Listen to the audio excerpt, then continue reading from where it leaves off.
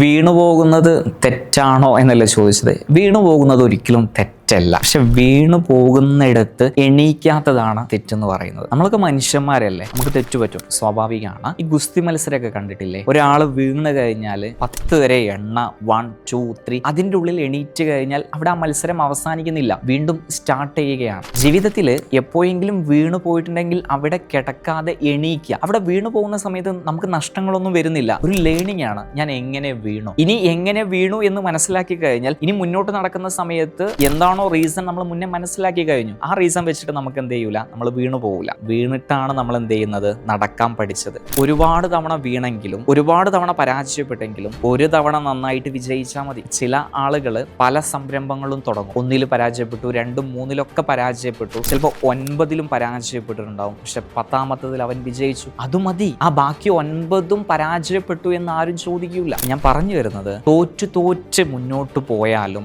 ലൈഫിൽ എന്തായാലും പരാജയങ്ങൾ വരും. ഇപ്പൊ നൈക്കി എന്ന് പറയുന്ന ബ്രാൻഡിന്റെ ഫൗണ്ടർ ഒരു കാര്യം പറഞ്ഞിട്ടുണ്ടായിരുന്നു, ജീവിതത്തിൽ എത്ര നേരത്തെ പരാജയപ്പെടുന്നു അത്രയും നല്ലതാണ് എന്നുള്ളതാണ്. കാരണം പരാജയങ്ങളാണ് നമുക്ക് പാഠങ്ങൾ നൽകുന്നത്.